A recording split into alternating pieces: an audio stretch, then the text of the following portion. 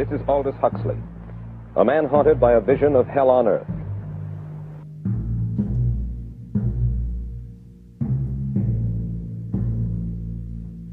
In your new essays, you state that these various enemies of freedom are pushing us toward a real-life, brave new world, and you say that it's awaiting us just around the corner.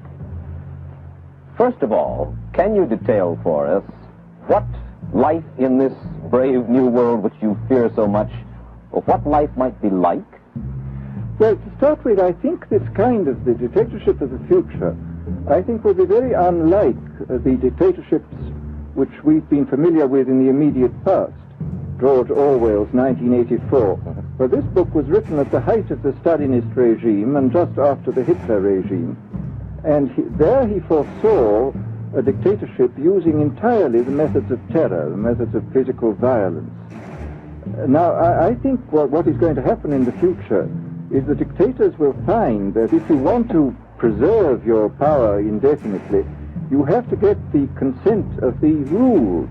And this they will do partly by drugs, as I foresaw in Brave New World, partly by these new techniques of propaganda.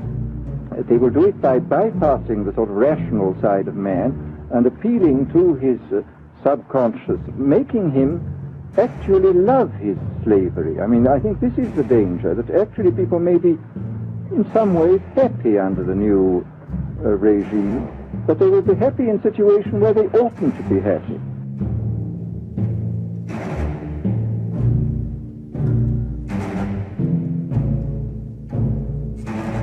What were Hitler's methods? Hitler used terror on the one kind, brute force on the one hand, but he also used a very efficient form of propaganda, which he was using every modern device at that time. He didn't have TV, but he had the radio, which he used to the fullest extent, and was able to impose his will on an immense mass of people. I mean, the Germans were a highly educated people.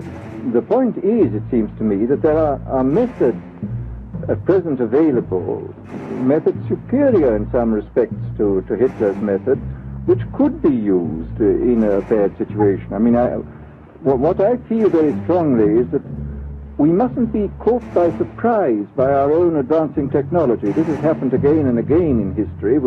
Technology has advanced, and this changes social conditions, and suddenly people have found themselves in a situation which they didn't foresee and doing all sorts of things they didn't really want to do.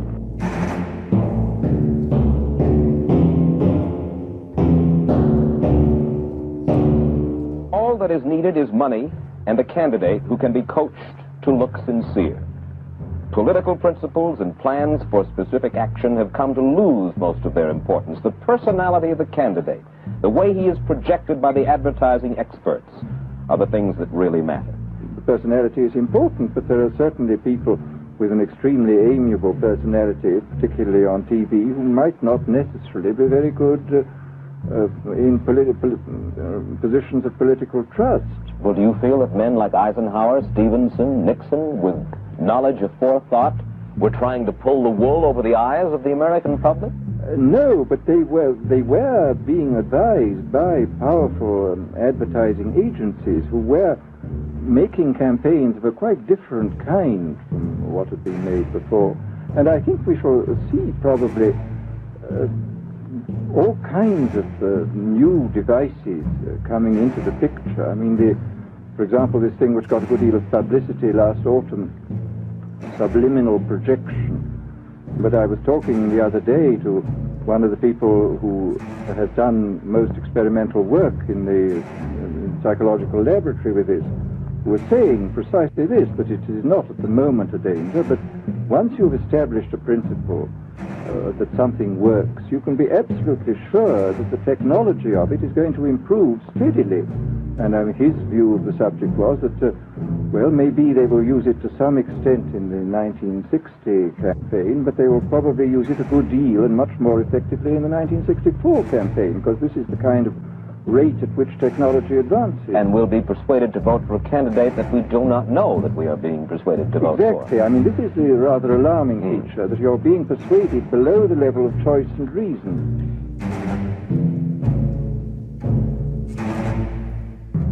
teach people to be on their guard against the sort of verbal booby traps into which they're always being led, to analyze the kind of things that are said to them.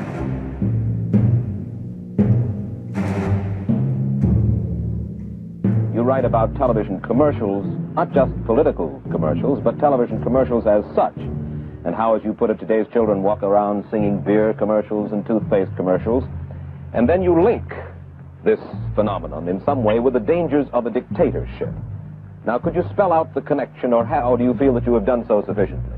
Yeah, okay, this whole question of children, I think, is a terribly important one, because the children are quite clearly much more suggestible than the average grown-up. And again, suppose that for one reason or another, all the propaganda, you would have an extraordinarily powerful force playing on these children, who after all are going to grow up and be adults quite soon. Well, after all, you can read in the trade journals the most lyrical accounts of how necessary it is to get hold of the children, because then they will be loyal brand buyers later on. Mm-hmm. But, I mean, again, you just translate this into political terms. The dictator says they will be loyal ideology buyers when they're grown up.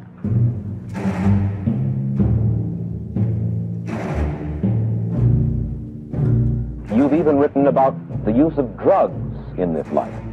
Well, now, this is a very interesting subject. I mean, in this book, as you mentioned, this book of mine, Brave New World, I postulated a substance called soma, which was a very versatile drug. It would make people feel happy in small doses. It would make them see visions in medium doses, and it would send them to sleep in large doses.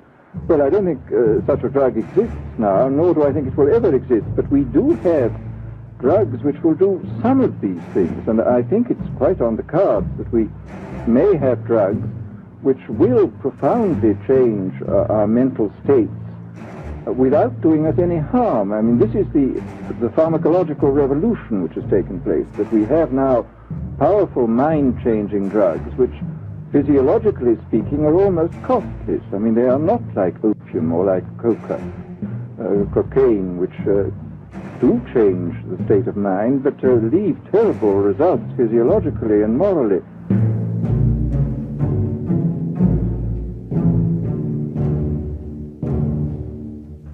Aldous Huxley finds himself these days in a peculiar and disturbing position.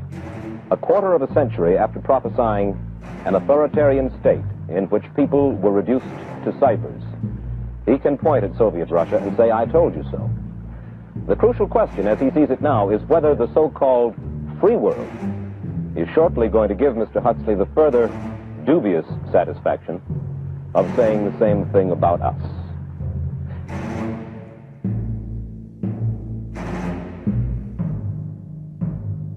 The price of freedom is eternal vigilance.